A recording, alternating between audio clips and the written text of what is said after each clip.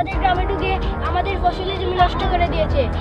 এই ডাইনোসরটাকে আমাদের গ্রাম থেকে যদি না বের করতে পারি আমাদের ফসলের জমি নষ্ট করে দিবে। আমরা এখন জানের বইয়ে মুখে বিশ্রাতে আশ্রয় নিয়েছি গাইজ।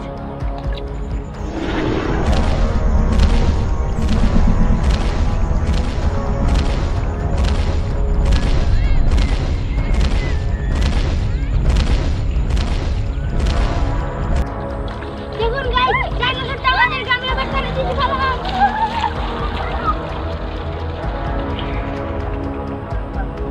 এবার আমাদের গ্রাম থেকে ডাইনোসরটাকে বিতাড়িত করতে হবে। এবার সবাই সবার বের করো।